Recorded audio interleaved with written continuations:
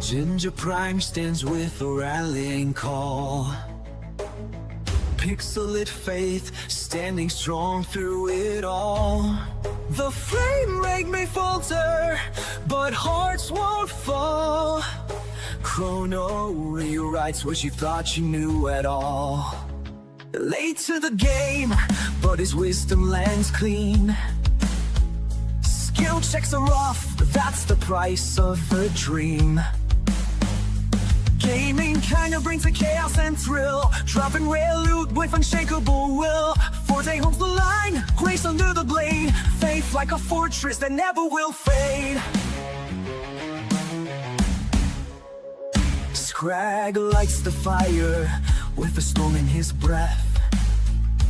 $80 flat for unfinished quests. Joy-Con still drifting, my patience long gone. But I'll queue up at midnight, you know I'll play on. Pull up a chair, the battle's begun. Legends are forged in the light of the sun. One life, no saves, play it bold, take the lead. At the gaming roundtable where the fearless plant every seed. Retrying, riding tree. Ride no please, rise through the fire, no checkpoint in sight. One heart, one strike through the endless night. Dadgum, if that doesn't get me hyped. Hello, everyone, and welcome to the Gaming Roundtable. We got Brian here, we've got Mark, we got Chrono, we got Scrag. We're all back to talk about, I think, a really significant week this week. I know I said I wanted to open up with the Switch 2 release, kind of our war stories going live, but we also had the PlayStation State of Play this week, and I'm going to say, so I wish I was live for that, because even Square Enix was out there going like, send us your reactions. I was in dad mode and helping out Julie with the kids, and so I was like, I had to catch it after the fact. Final Fantasy Tactics making its way back. Absolutely, I think that carried that show for me. I'm seeing lots of people kind of excited what they showed off. Do you guys have any thoughts about the PlayStation State of Play this last week? That Marvel fighting game from Arc System Works looks freaking awesome. I don't even like fighting games. I'm terrible at them, but I want to play it. I've been going to the Street Fighter 6 version. I haven't purchased it yet, but I'm like, do I want to get, so I do love fighting games. I really do love fighting games.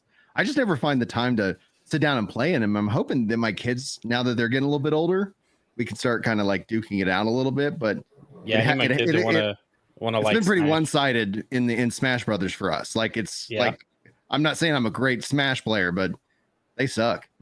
Also, the Mortal Kombat collection was announced. That was cool. The retro collection, Ultimate Mortal Kombat 3 is so good. Oh yeah, they announced that too. Anything else that stood out? Is Craig? I heard about the Final Fantasy Tactics thing, and I was like, oh, a new Final Fantasy Tactics? And they're like, no, it's just the remastered PlayStation one. And I'm like, okay. Kind of, because they have the preserved classic version. Yeah, but that's not the one I like. I like the Game Boy Advance one. Bring that one back. Oh, that's the one I want. And they made 2 of them for the Game Boy Advance. Like, let's those were great as well. Those were this one great. needs to sell well so that the other, like, it doesn't. Isn't there like a sequel? Yeah, like War of the Lions, or something like that. Well, it's not really a sequel. That was another kind of like remake, and where they kind of made some improvements for the PS Portable, PSP, and things like that. And then eventually, that's what they think they brought to the mobile. And so we've been kind of in this weird limbo with Tactics this entire time, because the only way you could kind of play it on even on a PC would be through like emulation of Android. And it just is like, all right, all these hoops. They were like, where's this? Why isn't this on PC? Like, what's going on?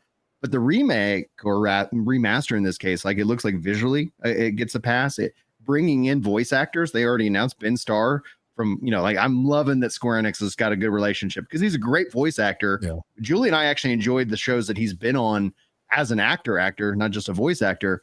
And he did really well in those. And so I'm excited. More Ben Starr, like, in my thing. And it's also being done by Yoshi P's kind of studio, which I think is really exciting to see. And I do hope, because they were at some point actually working on Final Fantasy Tactics 2, but then they set that down. And I hope that this would be a really good thing that if successful, they're like, yeah, let's bring out Tactics 2. If they do make Tactics 2, I really hope that they take some notes from Disgaea, because Disgaea has those like really nice high resolution sprites, very nice 3D environments, and that remaster just kind of looks like, at some points of the screenshots I saw, it just looks like an anisotropic filter at some points. Yeah, that's what I found the weirdest with the remaster, was like the enhanced visuals. It makes it look like it's kind of in a storybook, but not like super clear, like an old printing. Well, yeah, not in a vanillaware way, which would be cool. Right. That also kind of maybe ties into what James is asking in chat. He says, like, what's the difference between PlayStation and Nintendo version? And I'm assuming that he's referring to the Game Boy Advance version. Those are actually two different games. And they had that storybook element. They had that aspect where you're stepping into this book, right? So it's like, I do wonder if, maybe there's some kind of truth to that, connection to that. Because I'd love to see more of that. And they were regulated to the Game Boy Advance, so it's been a while. The other thing I'm going to say, because I'm also planning on picking up Bravery Default, Flying Fairy, the first one, now that it's on Switch. Love that on the DS. I'm hopeful that we'll see Dragon Quest 9. That's another game that's just lost into this old system that like could really be brought forward with whether they want to do that, Switch and everybody else.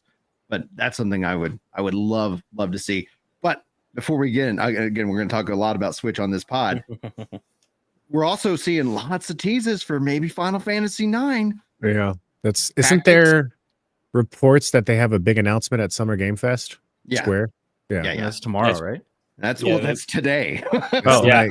Like that happens sometime tonight. Now I got to go do dad stuff. So once again, if it is Final Fantasy, not like, what's your reaction, world? Well, Brian was just screaming at his phone, going, yes. Oh my goodness. And then the question would be, is it going to be like a remake like they did with 7, or is it going to be something like honestly, with the success of Expedition 33, I really hope that they're like, 9 turn-based, awesome, cool, visually impressive. That would be the dream. I don't know. What would you guys want? Turn-based Final Fantasy 9 remake, or would you want a Final Fantasy 7 remake kind of style with the action combat brought to a 9 universe? I don't like the action combat remakes. I think they need to stick to the turn-based. If they want to add like Final Fantasy 8 trigger responses or something, that's cool. I think Clara Obscura does that. But I really don't enjoy like, oh, we're remaking your favorite game, but also not. For a new generation. It's like, kind of.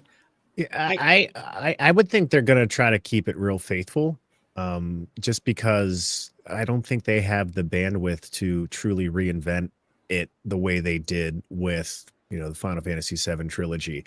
Personally, I enjoy the action kind of combat, but I also enjoy turn-based. So I don't have a strong opinion. Besides, I would say don't turn it into 3 games. Just do a very faithful reimagination. One shot. Polish it up, right? Make it take a decade for us to play a 30-year-old game. It took a decade for the first one to come out, and then it's like, and then we're gonna still keep on keeping on. 7 remakes coming to the Switch too, and I think that's a great way to kind of transition into how is everybody's acquisition of getting a Switch 2 outside of Scrag, who's on a mission. Easy. Nothing happened. I ordered it from Walmart, and I will say, did you get snacks? No. All right, that was my one complaint. Everybody I know that ordered from Walmart got Pringles and Pepsi, which I mean, like D-tier snacks. I got like, Coke, right, which fine. sucks. I was like, I'm a Dr. Pepper Andy, all right, and I was like, dadgummit. But I appreciate the free snacks for sure. I was more surprised that my local Walmart delivered at 6:15 a.m. Like I was getting up and I saw a text message. It was like, "Hey, your thing's delivered." And I was like, "How?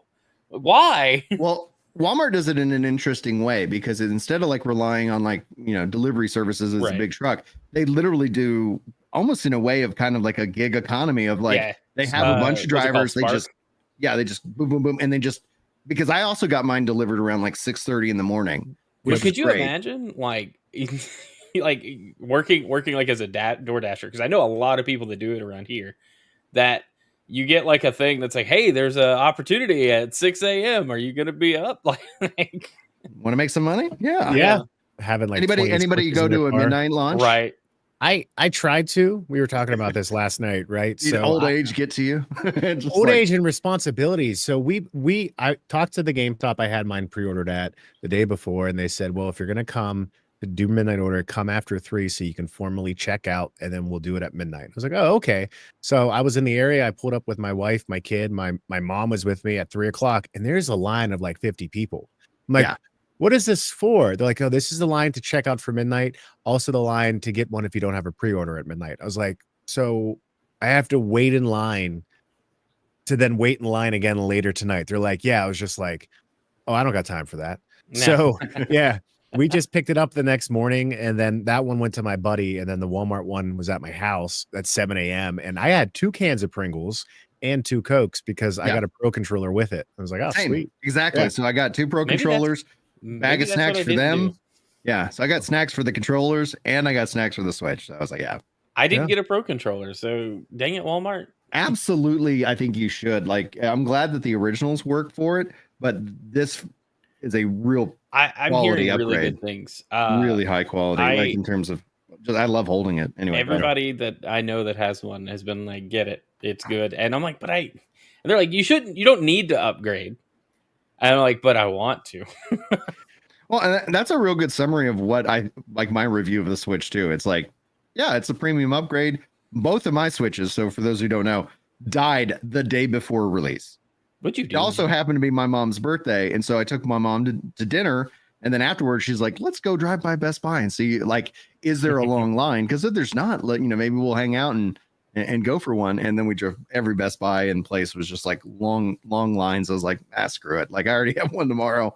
I'll get one because I want to get 2. I'll get one later. But when I'm playing it, I love it. Like, it's great. But my old Switches don't work. I ended up having to do so many hoops just to get this system to be transferred, because the TLDR is I had an OLED Switch. The kids lost it. So then eventually I went and transferred my home Switch back to the OG. And then it turns out you can't deregister and transfer your Switch home console under a year.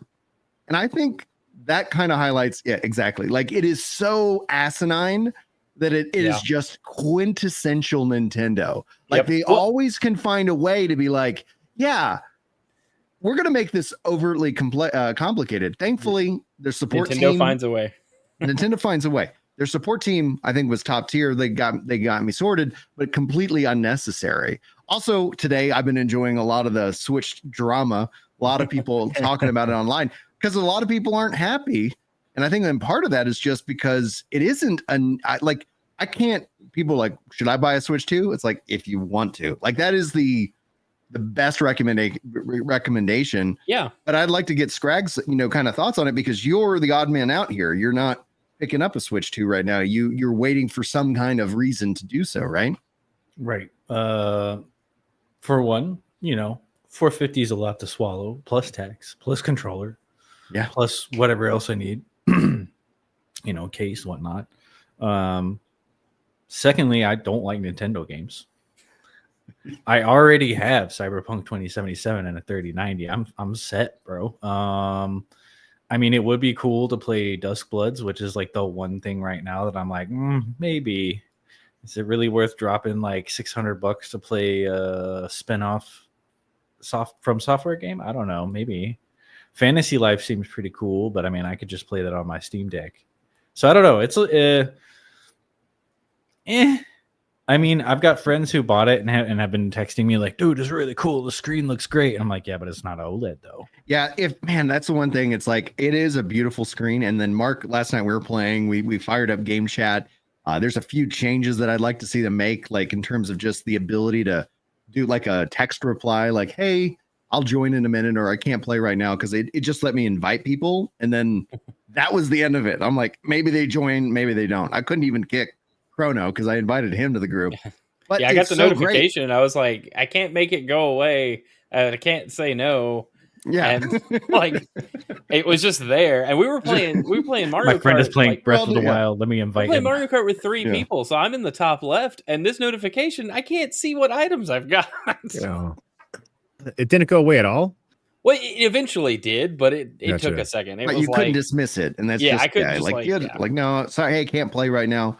Okay, cool. Good to know. It's like, so there's definitely some like improvements there, but I can tell you hands down, this will make the Switch 2 something that I play multiplayer games on, where Switch 1 it's like it was an immediate no, because I'm not going to get on a phone. I'm not going to do another app just so we can try to coordinate some gameplay time. I see you're online. I see you're playing a game that I'm playing.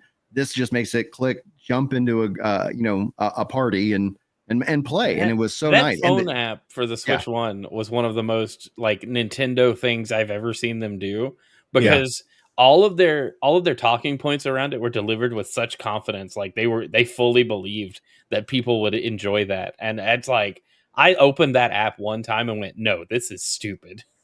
Yeah.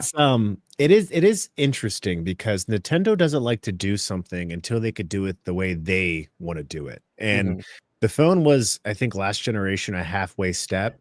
They seem to be using the mobile phone a lot more, but for different things, like logging in. When I saved and transported my save data to the cloud on the Switch 1 on the most recent software update and the Switch 2, instead of entering your password, you could just scan the QR code and log in on your phone.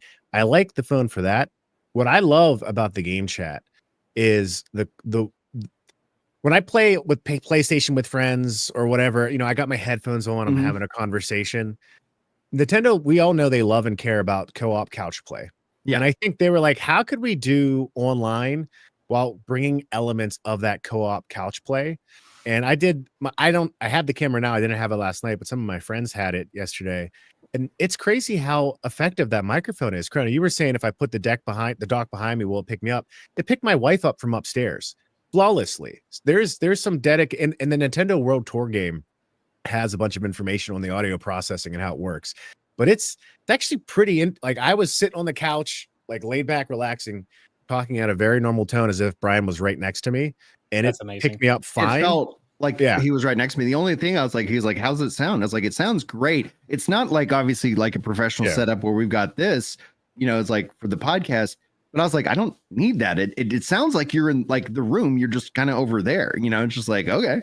And we're just kind of hanging out, talking, and it felt real natural. I'm not hearing background static noise, etc. Like it honestly I was like, this is great. And I asked Mark, like, how did I sound? Because I was in handheld mode. I was, when it was closer to me. And I was like, I could hear him clearly. He could hear me clearly. It wasn't like all of a sudden because you're closer to the mic that it's like, oh man, you have to try and self-adjust your own volume. Yeah. That's awesome.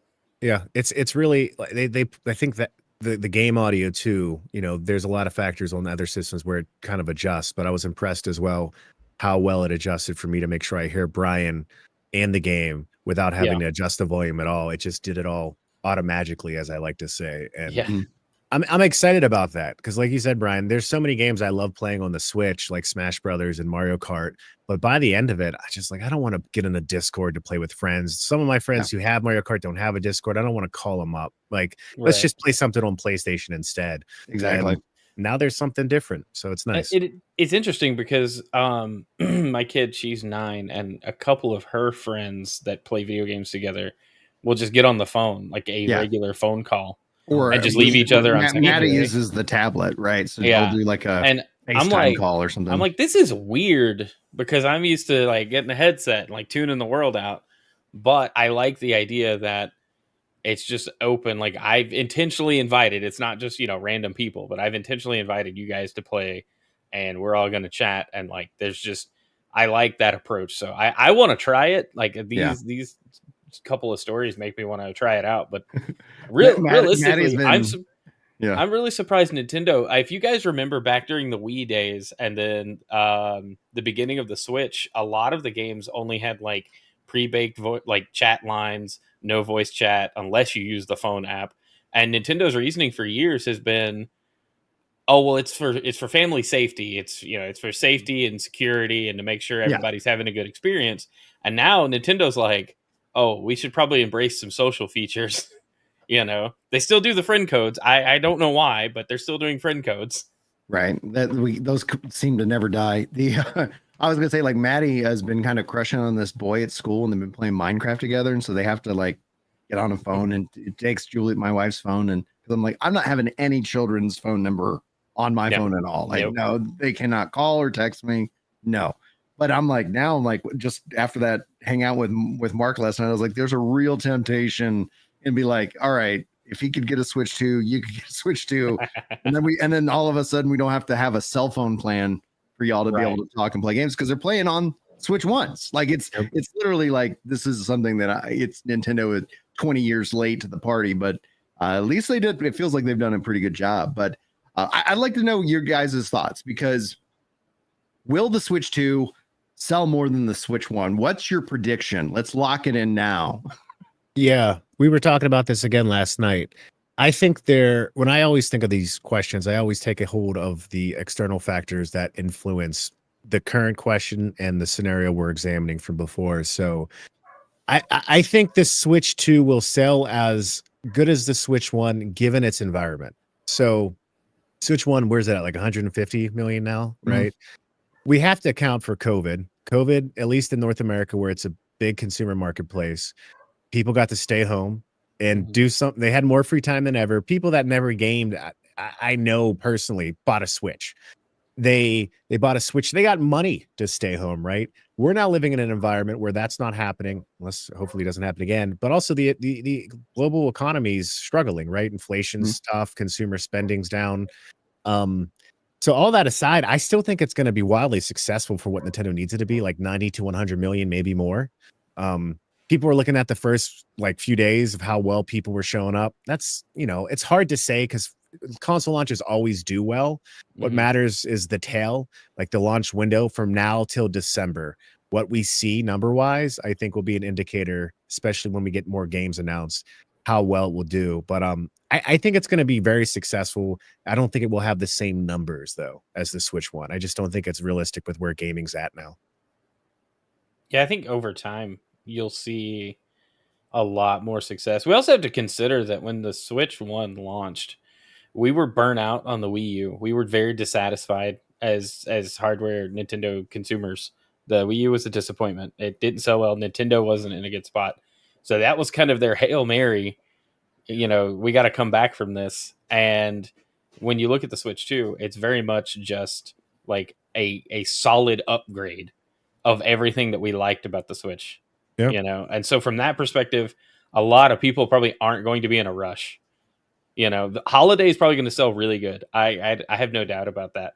As long as Nintendo can keep us with like a game every month or every few months, like first party title releasing every few months, I think that steady sales will stay up. But it's gonna be interesting because I think they can do that, but it's the high probability that it's a remake or a port of something that they've done in the past is only increasing. I think that's leading to kind of a global frustration within gaming. I'm thinking we're seeing kind of a gaming reset, because one of the things I've said is that this, like, while I got a lot of playtime in the Switch, it is an inflated number because we bought 4 Switches as opposed to like, I only had 1 Wii.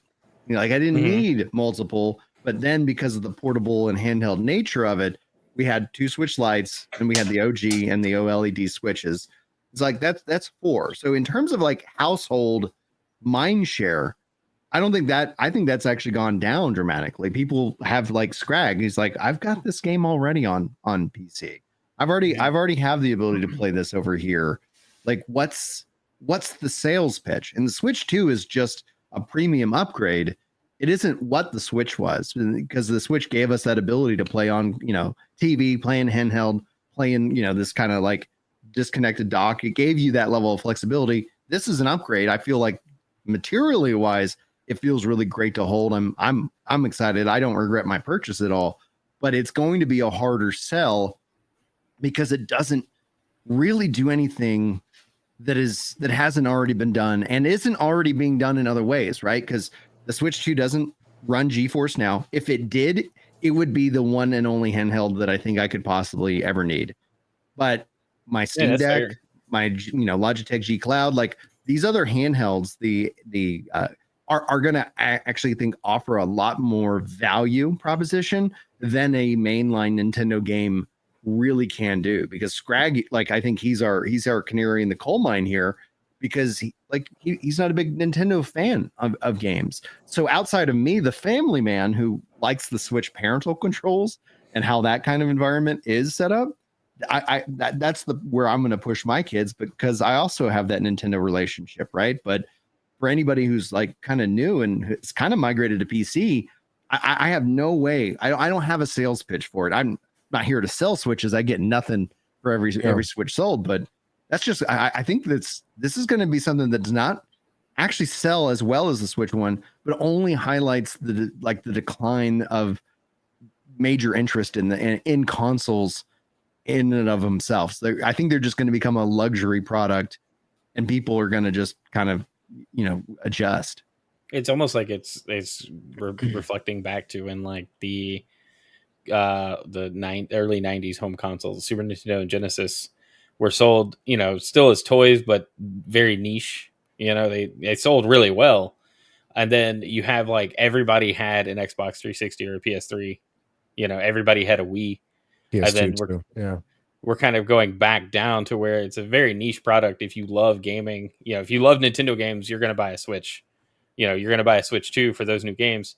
And then back to your family, like multi-device approach. We didn't do that until very recently for the Switch. We had one for the longest. And then we found that we wanted to not share an Animal Crossing island, me and my wife. And so I bought her own that we kind of made what I call the living room Switch, where, we'll play split screen on that one. And then mine in the office will be like what I stream off of. And, it's literally what Julie's like, why do you need another Switch? I was like, I'm going to have my Switch. And then here's the family Switch.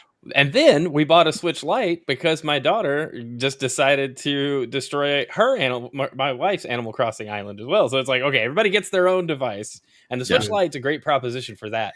I think with the Crossing and Switch Lite was a lethal combo. Yeah, I bought a Switch Lite. Dude, and like I hope we see Switch 2 Lite soon. Yeah, because I really do. I would be much more, it'd be much more advantageous to be like, yeah, I'm just grabbing those for the kids. I hope they do it in a way that it's maybe handheld first, but not handheld only. I think the hardware could support, and people would be like, hey, let me. I wish they would just make a device that connects to your TV that doesn't have a screen. Yeah, I agree. Like, let me just have that as an Apple option, TV please. Size thing. Exactly. It doesn't have to be games. You mean like a PS? What was that thing called? PS Vita TV or whatever it was. Vita TV. Yeah. Oh, I didn't know there was an actual thing. Yeah, I was like, and that thing is sell. Like, you cannot get one of those secondhand for cheap. As much as they didn't sell, because they're super hackable. And so they're really cool. But yeah, I hope if Nintendo does like and we're already talking about it because we have to, a Switch 2 like Pro, right? Because at what point would we need more out of the Switch 2? It is such a YouTuber like trope, in my opinion. Yeah, I had to bring it up. Well, last week we were already hearing reports about Samsung and Nintendo talking about an OLED Switch 2. So we know hardware revisions are inevitable, right? Like, that's gonna happen. Yeah. They're gonna do an OLED model because the OLED Switch 1 sold fairly well. So I'm looking forward to all it was a nice upgrade. Like I liked nice screen. Yeah, very nice screen. It was a little bit bigger. I actually really enjoyed the size. If I played my Switch in handheld mode at all, I would have got one. Dude, but I tell you, like, I have played 99% of this in handheld mode. Like, I've hooked it up and I recorded some gameplay, and I do love the Pro controller. But I'm like, this is great. I cannot wait to play No Rest for the Wicked on this, and we know it's coming to the Switch too. I'm like, this is going to be nice. And that's where I'm like, I'm kind of a little bit torn, because back to the start of the show, we talked about Final Fantasy Tactics. It's coming everywhere, but it's not on Xbox PC. And in my mind, and I tweeted this out, I was like, if it comes to play anywhere, I'm going to pick it up on Xbox, because I can play it PC, Xbox. It's just very convenient. It is, and Xbox handles the syncing of the data. Like, Xbox really has made that whole ecosystem very streamlined for me. And that's where I'm like, that's my preference to play. But then I'm not seeing it on PC at all. And I'm like, oh, maybe there's still time. Maybe they'll add it. But if they don't do it, then I'm like, I'm either going to go Steam and hope for GeForce Now or the Switch, or maybe both, and just pick them up in two, because I want to financially like support that game so that they can make more. You could just set up the, I can't remember what it's called, but there's an app you can set up on your Steam Deck to play your PS5 remotely. Yeah, so. I have that. I have that on the Logitech G Cloud. So it's like, I can play PS5 remotely. I can play Xbox remotely. I can play GeForce Now remotely. And that's the thing. Like the Switch, the value add is that, like, oh yeah, I can play Nintendo games. Okay, cool. It would be I would really enjoy the ability to also have that functionality that I have on my other handhelds, and it could become like the one handheld that I need. But I doubt that Nintendo's gonna be cool. Well, do you think Nintendo's partnership with Nvidia would encourage a GeForce Now app? I think it could, because they already had.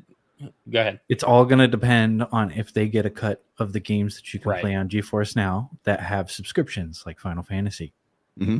That and the subscription to GeForce Now itself, they would want a 30% cut. I'm sure. Which I think is a fair thing to ask for. Okay. Honestly, if I was GeForce Now, and especially depending on the sale through of this device, like at some point, like the way I thought about it is we do know like Microsoft publishes to Steam, they get a special Steam cut. They're not at the 30% rate by default, but you think that there's the ability to create a relationship to the point where, let's say it's 20%, right? Okay, you're actually sacrificing 80% because you don't want to sacrifice 20%. Like if you start to restructure that, oh, they take this cut, it's like, oh, but I'm still left with this big pie, and this is the community. And it turns out like people just want to play games where they want to play games. They don't want to have to jump through all these extra hoops. And it turns out, like just like Mark alluded to, the amount of hoops that you used to have to jump through to play like a Switch game, it just was like, well, let's just go play on the PlayStation. Like we're just going to figure out the easiest way that works for the vast majority of people that we want to play games with. Make it easy. Just keep it simple. See, I agree with what everyone's saying. I want to put this question out here though, because I know it's another theme and topic we've talked about. But when we talk about game development, we've talked about how the major AAA expensive games that are high graphics, multi-$100 million budgets, that's kind of failing. And we're going to see the innovation and the growth in the indie kind of smaller developer scene. Now, if you take what that means along with where gaming is growing as a whole, developing markets like APAC, they're not growing because of PlayStation 5 Pros or PlayStation 5s or PCs. I mean, that exists there, but that's the Western market, right? PCs got this small niche. People have their nice consoles. I wonder if development wise, we start to have a natural market push to make more affordable games in the sense of, budget wise, but that also means them shooting for the lowest common denominator to be on the most amount of platforms, which in Asia and all those other countries, it's mobile devices, right? Mm-hmm. If that happens where game development focuses more for that lowest common denominator, the Switch 2 is in a position where it can play most games moving forward. Because I was playing a couple games on the Switch 2 last night, and it's like I have a PS5 Pro, played on the OLED. I was playing the Switch 2 on the OLED. They both look great, and I could tell the difference, right? Like I could really nitpick, but if it gets to a point where you can play the game on PlayStation or Switch 2 and like performance-wise, it's still really good, right? Mm-hmm. I think that could mean that we see gaming continue to change, like Brian was saying, but I do think it means that the more high-end kind of experience in general becomes less of a driver aside from those who can afford it. Yeah. And where gaming does tend to grow, even though birth rates are on the decline everywhere, is with kids.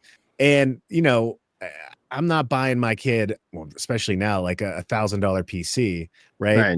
I would buy them like a used Switch 2 or a Switch 2 Lite or Switch 2 Pro used, Corona, thanks for putting that out there. So, yeah. You heard it here first. Switch 2 Pro confirmed. So I don't know. I wanted to put that out there to see what you guys think, because I don't think it will be as successful again as the Switch 1. I think there's so many factors, as you're saying, Brian, but I do think there's a chance where the Switch 2 sees more parity with third-party publishing on other platforms than the Switch 1 did as well. I think that we're going to see more parity, but you got like, I just think of the value proposition. Why do you need to own this? And the only real answer to that is like, if you really like Nintendo games, but I am not in the market for single-use devices, right? Like I'm not in the market for like the PS Portal, for example. Like, okay, I've asked, can it connect to other cloud services? Answer is no. It's like, okay, well then I'll stick with the ones that do. It's like, I like the hardware. I want to see kind of a little bit more flexibility within the industry. That one really was wild though, because I mean, how long has it been out? And I think the beta for even connecting to PlayStation Cloud directly is still ongoing. Yeah, I think this what, is like the- I think this is $250 the or precursor. something. It's 200. It's super cheap. 200. Like, but I I mean, think that's this not is kind of super the press. cheap. 200 bucks. That's not super Sorry. cheap though. I think for for a what it controller is, with the it's- screen in I'll it. check my Yeah. privilege. $200 is like I can swing it. I You can sign swing my it paychecks. today. You know that's not super cheap. For you, yeah. We gotta get some more contracts. Get you working harder. But yeah, I think to Mark's point, that's why ARM like development, like the ARM based systems are taking off, because if you can sell more all-in-one processors that play, anything, or yeah, I'm not talking just gaming, I'm talking media in general, Mhm. then making these smaller devices to go to every market, like that is going to be the goal. I think that's why you saw Apple shift to their own silicon for nearly everything now. Yeah. You've seen Microsoft start developing Windows on ARM a little better. I don't think it's there. I think I think Windows is on the way out and has been for a long time. But you've got Steam OS that'll probably run on everything, given time. They're expanding And it to PCs now too, as of like yeah, 5 and days so ago. like I could see if I wasn't like trying to stream or create content, if I built a PC and just installed Steam OS on it, like that's all I would need, and as long as it could run, Mhm. everything, then that would be the device, right? And so I just think SteamOS is impressive, in fact, because it's actually taking ground from Windows 11, and especially in terms of performance. yeah, They like, got that's crazy nice to me. launching with it, and I'm like, again, it's like it doesn't necessarily need to be a Steam Deck 2 unless Valve really wants to make that hardware and do something. And honestly, if they do, I really hope it's a 1080p screen. Back to the Switch 2, like this is a really nice screen, and I would definitely prefer it over Steam Deck. But Steam Deck has Steam OS, it has games from Xbox, PlayStation, and everywhere, and so it's like, yeah, like I'm kind of curious to see if they decide to also try to do that Steam box again, like they did years ago. Now that it's easier to put your games in Linux. There's so much more support for Linux. It's just going to be up to partners, honestly. The I don't next- think Valve might, but I think it'll definitely be OEM partners that are just, you'll have it like an Alienware Steam box, like we originally did back in the Well, yeah, we back already in the have day. that now. I mean, with like the Asus ROG and all that stuff, or Yeah. whatever the thing's called. But Yeah. I think their next thing is going to be like a Steam Deck, but like with VR and also gaming that you wear on your Interesting. face. Because like with the leaks we've been seeing with like the Steam Deck controller and they've been putting out multiple things for like, of course they deny it every time, but they're making a new processor. They're making a new, what appears to be like straps for a headset, and they're saying that the new processor is not for Steam Deck, so it's probably going to be like a Meta Quest type thing, but also be able to play your non-VR games comfortably, is what it seems like. I do wonder, especially with like VR as just a subject, and it's something I'm rooting for, but I still think that it doesn't have its big, kind of hook yet that really draws in mass adoption. But when you start to look at like everything in terms of console gaming is just, it runs better, right? Like we've kind of hit this kind of fidelity that it's like the cost to make it take that next step is just, it's just the market doesn't have the ability to support it. I do wonder if VR ends up becoming that, like, well, now here's the next leap, and it really just takes gaming into that aspect. I think the Meta Quest was a really great swing at that in terms of giving something that was low cost but high performance, right? In terms of functionality and fun, without requiring a PC or anything like that. I love VR. I like AR technology. From a human design perspective, I think one of the biggest reasons why it hasn't been too sticky, and it just always seems to be kind of a novelty thing. Like I'll get a VR headset.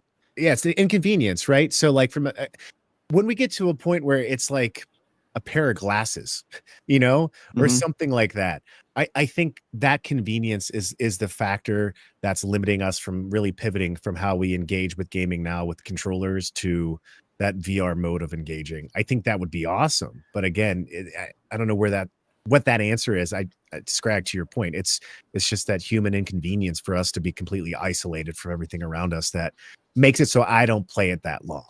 Yeah. Yeah, Well, that isolation point, like anytime I showed off the MetaQuest to like friends, I felt like a goober, like putting it on and playing, and it's like, okay, I'm having fun, and you guys can see what I'm doing on the TV because it had the whole casting thing.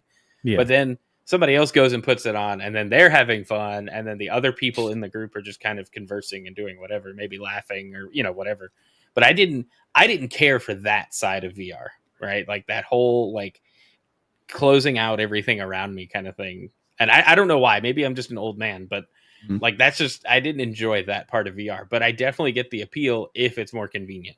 Well, also VR legs is a thing, like if you're not careful, your first like 6 months of using VR, you could get really, really sick, like for days if you're not careful. I that's what I would get sick, and I'm like, I don't know if this is just me hitting that wall, because when Mario 64 came out, my dad was like, I just can't do it. He's gotten bad vertigo, and so all of a sudden the transition from 2D gaming to 3D, he's like, I can't even watch you play a 3D game because it would make him sick. And I was like, and at that time I was like, I wonder if there's going to be a point in gaming that I hit that where I run into that, and I did step into VR, and I was like, oh my gosh, like I was like, is this it? Like, is VR leaving me behind? And is that the sensation of like I didn't feel motion sick, because I get motion sick like nobody's business. Like I can't sit in the backseat of the car when we go on a road trip. I have to drive or sit. Neither can my son Gabriel, because like when he's there, like he was playing. That's how the Switch OLED kind of broke somewhat, because he was playing it and then he threw up all over it. Oh my gosh. Like, no. And then so now it's like whenever we're on a thing, it's like, no, Gabe, you're the one kid who cannot play a console as we're driving. When we get there, it can be yours, but not now. But see, like the sensation of like being in traffic and you're right next to a big truck, and the big truck starts moving slowly, and you think you let your foot off the brake. That makes sense. You're not, because I had that was part of my big issue. Like other than like the like the social but not really kind of approach to playing. But anytime I was in like VR for any extended period of time, I would take off the headset and I just felt like this weird empty feeling. But I couldn't put like a name to it. I just was like, I don't like this. I ended up selling the thing because I just was like, I don't like the way I feel after I'm done playing. Yeah, and it makes me sound like some kind of kook, but like. No, I was like, I don't like this, and so I think I'm done with it forever. I've ended up selling because I had the first MetaQuest, then I had the MetaQuest 3 for like a year, and then I sold it because I'm like, I'm just not using it. Like I just instead of buying these new games with more money, I could just sell this Quest, get a couple $100 and buy these games I want to check out. And I never got the sickness though. Although I've experienced what you're talking about, Scrag, in some way after I've played the Switch 1 Mario Kart 8 Deluxe for like an entire weekend. And then I was driving my car around and I thought I could drift in it.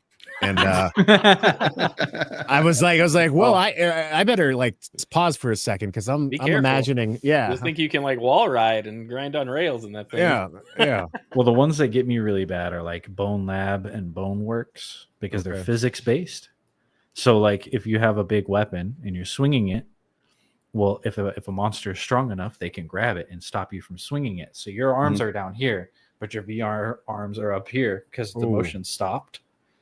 And then you got to kind of like drag your brain back to be like, no, we got to cock this hammer back.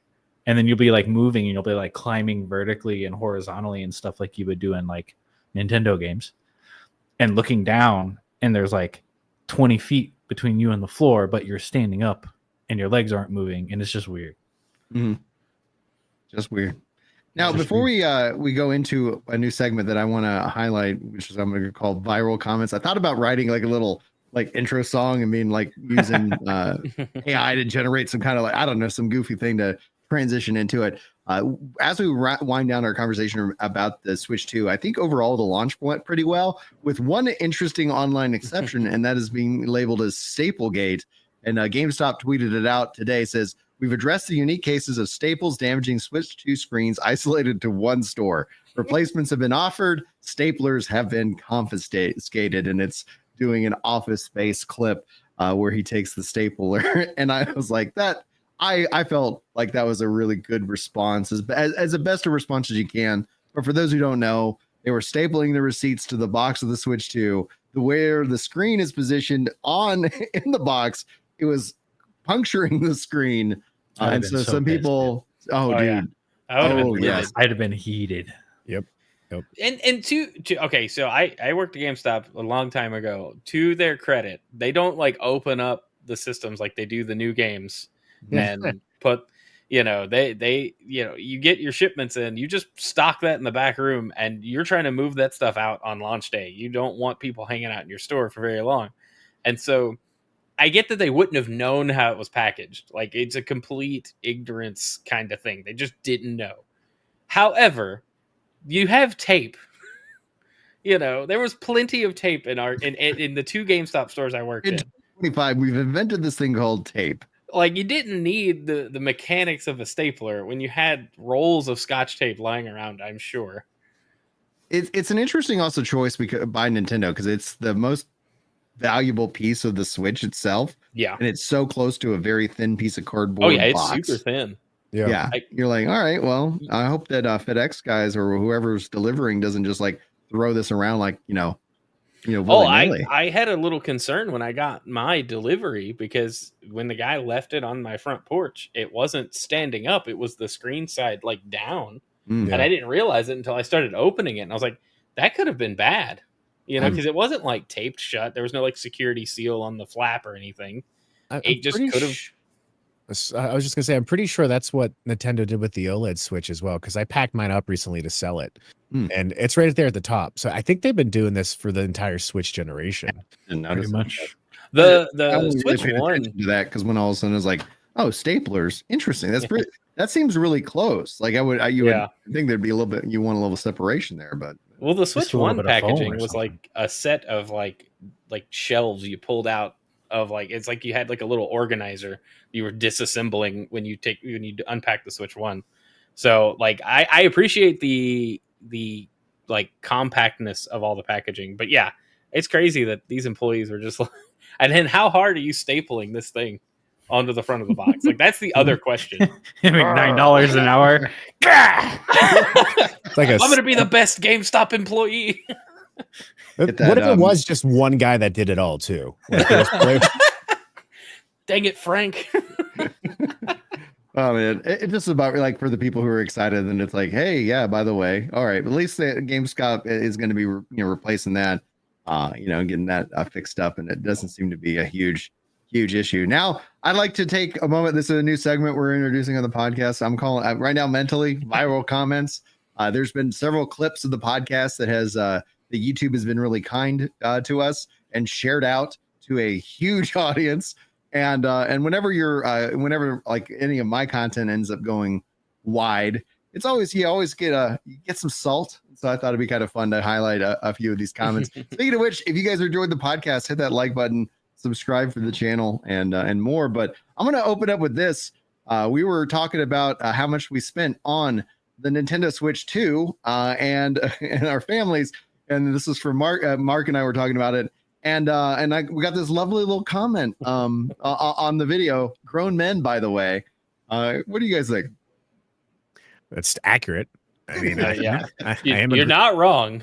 Not wrong. I'm indeed an adult who likes video games. It's video games or guns. Which would you rather I have more of? I think both. Both. Yeah. This is America. Catholic, there's no either or here. We're both and with a lot of our things, our guns and games and our theology. I said more guns or more games. Which do you prefer? That's fair. I would say I only need a few to protect my family. So games probably. Yeah, I'm sure getting hit in the head with the Switch 2 would actually kind of do some damage. Yeah, you can see you whipping that at someone at mass, Brian. That's how I roll. Now, I replied, I was like, and very successful men at that too, being a little bit salty, but I appreciated the comment because it does help support the content. It does. Engagement is engagement. Yeah, thank you so much for the engagement. YPCLEXII. Perfect. Yeah. Someone with an anime avatar calling us out. That's real mature. Hey, don't be about anime avatars, all right? All right. I mean, I'm just saying, it's probably a grown man. Like, there's a trend we can't ignore. The Muffin Prince writes, there's a few big things about this. Nostalgia absolutely plays a part in this. You're not critically thinking of those games in the same way that you do now that you're older. Back then, if a game was bad, you simply wouldn't see it because the internet was not the workhorse that it is today for spreading information. If the game releases while the internet was alive yet. Obviously, Valid talking points. about, I think like the point about nostalgia is true, and this was in relation, especially in terms of game pricing. You know, Scrag has made it very clear his position, especially $80 games. We brought that into the theme song for the podcast itself because I think it's valid. A lot of people are feeling that squeeze, but nostalgia is seeming where that's baked in. That's what they're pricing Mario Kart at. But then newer games are going to probably have a lower price point. And I do think that that's a nostalgia tax. And at least that's how I view it. I think you could call it a nostalgia tax, but if it was something that was never successful, right, it's not going to be something we care about. So we're also talking about IPs that are extremely popular for a reason. In the case of, let's say, Mario, I would say objectively, it's fair to say they've delivered us consistent quality over the decades, right? Mhm. That is an IP that globally is almost up there with its recognition level of Mickey Mouse, right? So if I own Mario, I'm not going to sell that at a discount. That would be a dumb business move. And I don't think it's unfair to also say game development goes up everywhere. Cost of living goes up everywhere. I'm going to accommodate it that way too, right? I want to make sure I'm paying people fairly, and we need to bring in the revenue to support that. So I do think nostalgia plays a part. When I was playing my Switch 2 last night, I had my son in my lap for the first hour. He was loving it. And I remember being like his age in my dad's lap, having brief memories of him watching, you know what? And so it's nostalgia, but there's also this, like you mentioned, you're a family man, Brian, right? It's something you can trust. You know what you're going to get with these types of games. If you want your kids to enjoy gaming, there's this quality and expectation with a Nintendo system that you feel like you could share versus, hey, son, let's play GTA 6, right? Let's go run over some hookers and go to the strip club, right? Like you don't want to do that. So I think nostalgia is fair, and I think it's probably fair to call it a nostalgia tax, but I also think just business wise, there's realities sometimes we just don't want to acknowledge that are just the ways of the world as well.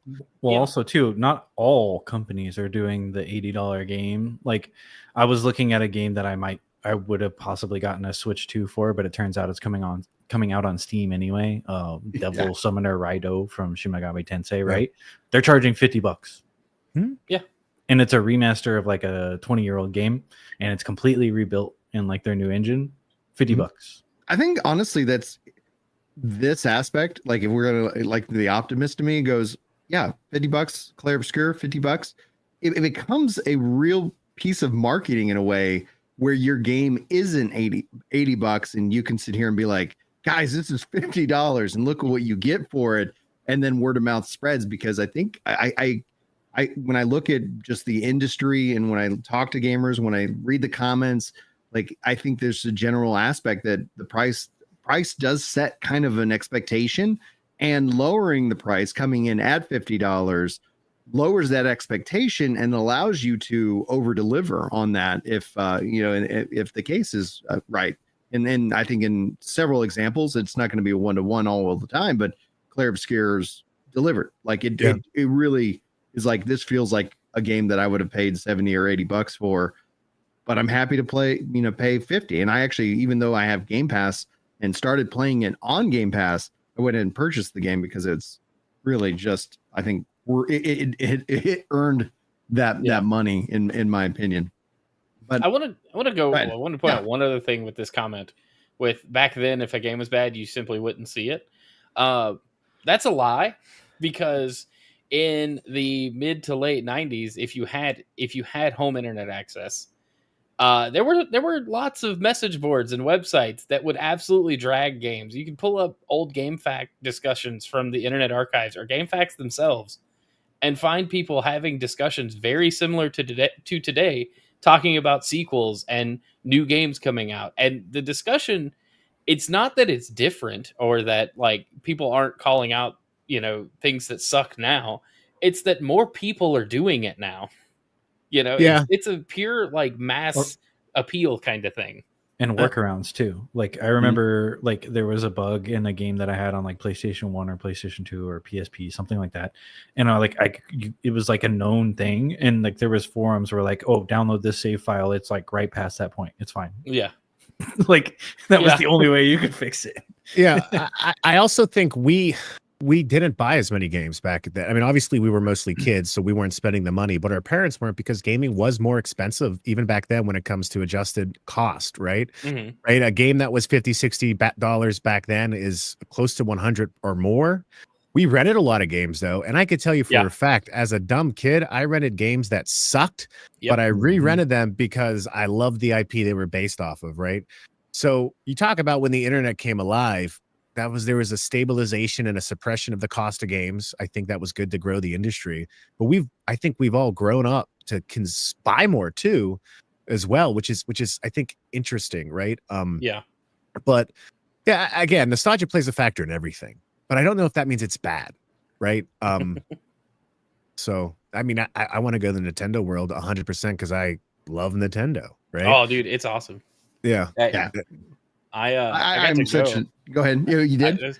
I got to go a few weeks before they opened. A buddy of mine was like, "Hey, I got early access. You should come." So me and my daughter went, and it's mind blowing. Like I think everybody should go. Like if you have the opportunity, absolutely take it. Because as much as like Disney is like the kid vacation spot, it's like, hey, all that stuff you've been seeing virtually for years is now like tangible, and it's mind-blowing how they built it out. Not to mention the rest of the park is just phenomenal. Very cool. That's all I have to say about that. Let's jump into this comment from Zaza.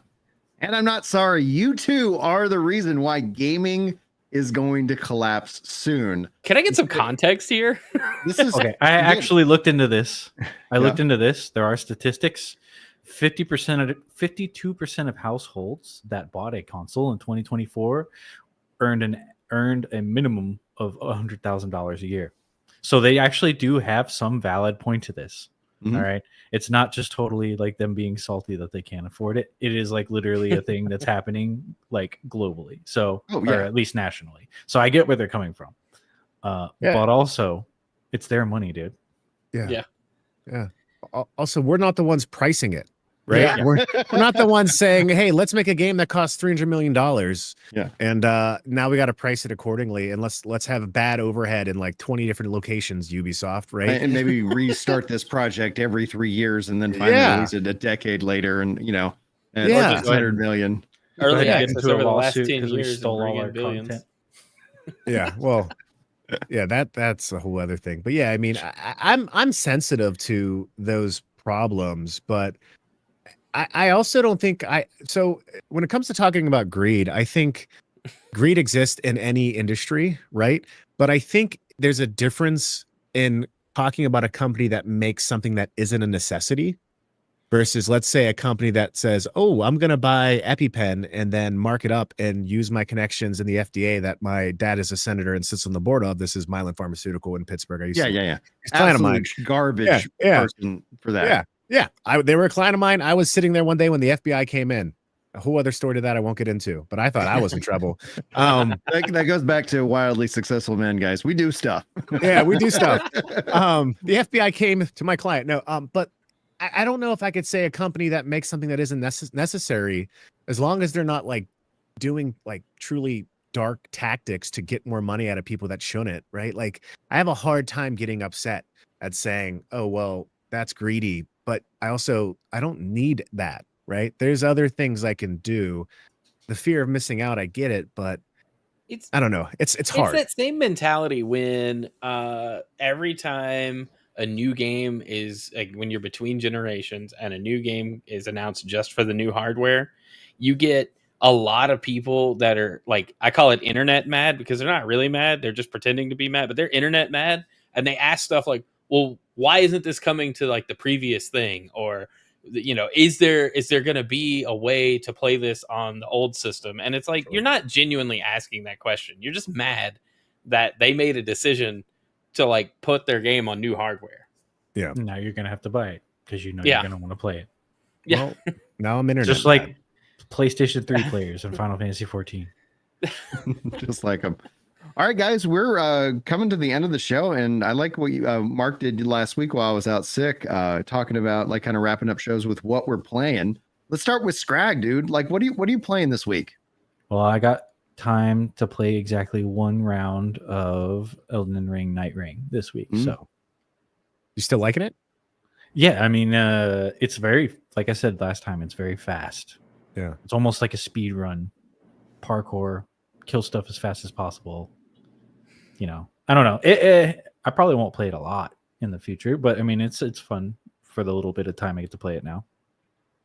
Yeah, I'm still curious about that game. I think if it comes on sale, you know, I would probably pick it up. It comes out on the Switch too. I'd probably pick it up just because I'm a sucker for that platform.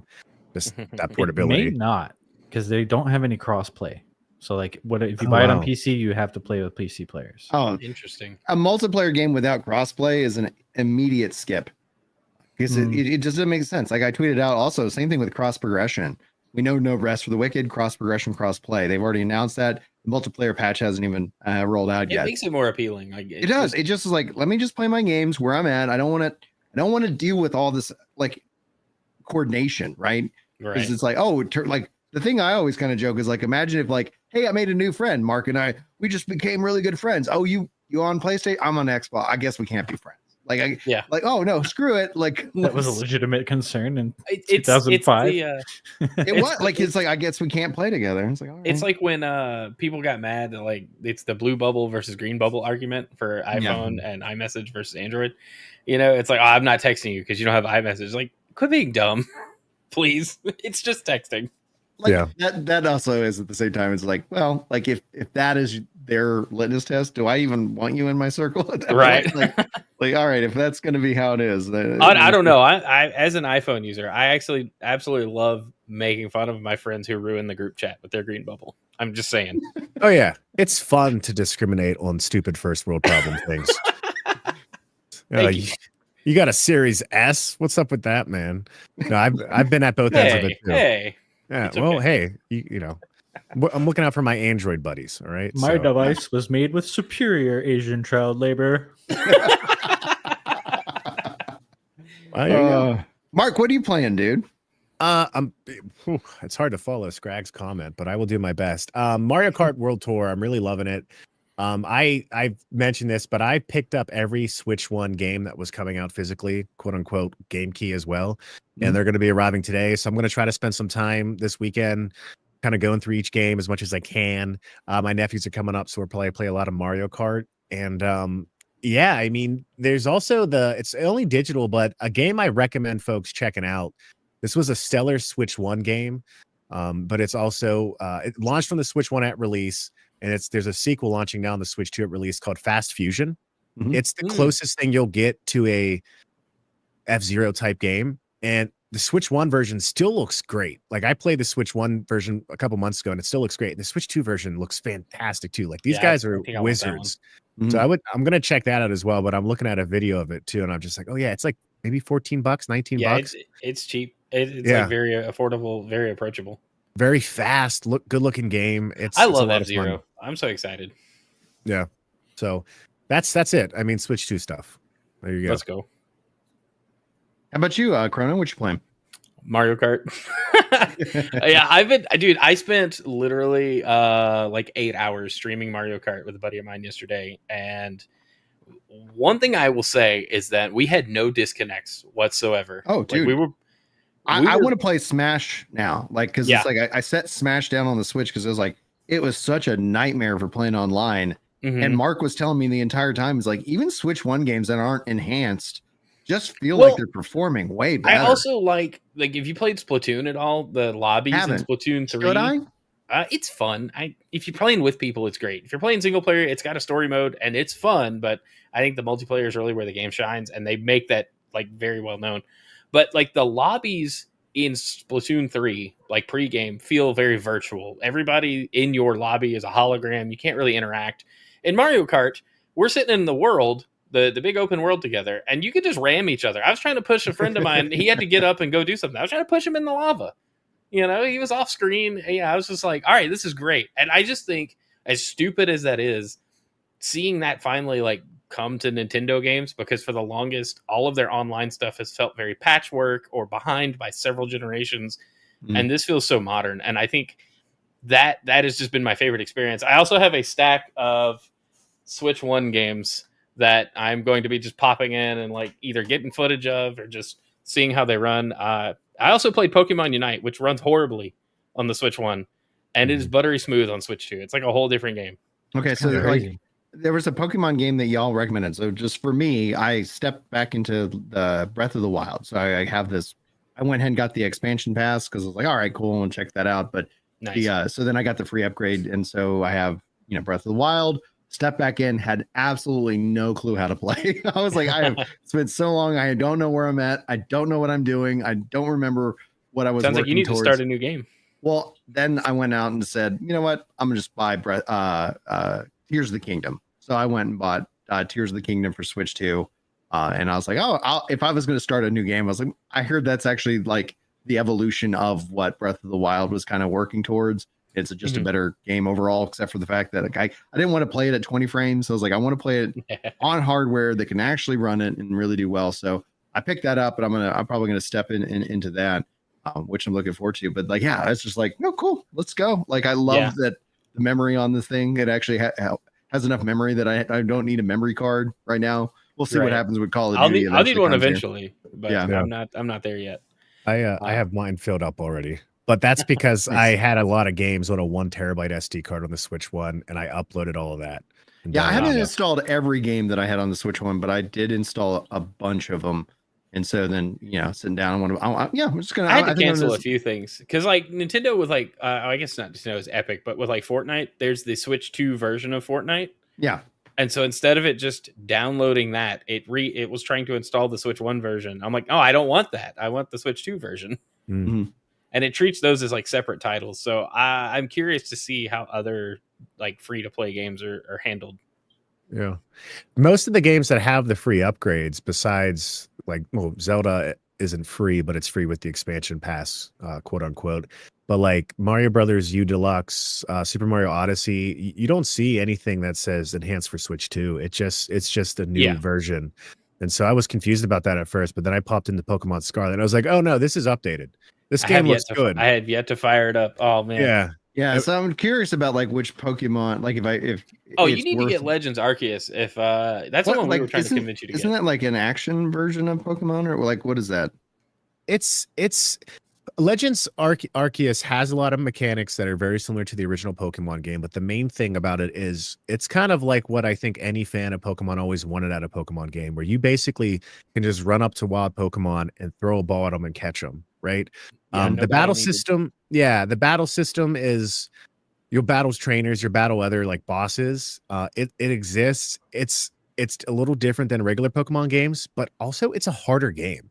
Yeah. Like it feels like it has a slightly more mature story as well. That's the other thing. Yeah. I feel like the Legends pillar of games for Nintendo and Pokemon Company is going to be like, all right, we have a large diverse fan base. We have children. We have young kids, and we have adults that grew up with it. I feel like Legends is going to be that avenue for like what they want people to evolve into. While like the mainline games, fantastic. Yeah, I'll consider maybe picking that up then in that regard. I'm curious. I need to grab it and see how it runs on the Switch. Right, because it's like I heard it had some very slight memory issues. Like it wasn't unplayable. I don't think it ran at 60 FPS, but there was some areas where it would slow down. But it was very like, if you turned the camera the right way, it was fine. And it really didn't matter. You were just going and catching Pokemon and leaving that area anyway. Right. But I do need to pop it in and see how it worked. All right, guys. I think this was a great show. We'll be back next week with impressions from Xbox and so much more. So it's going to be kind of there's going to be, I think, some really exciting announcements. Can't wait to share those with you guys. Especially because like we probably get some new Switch announcements. We'll probably get all kinds of new stuff, and maybe that Final Fantasy IX remake would be really cool to freaking see. But all in all, guys, thank you all so much. Be sure to follow these guys wherever they are. I'll try to be a good host and include their links in the description of this after it goes up. But outside of that, guys, thanks for watching. We'll see you next time.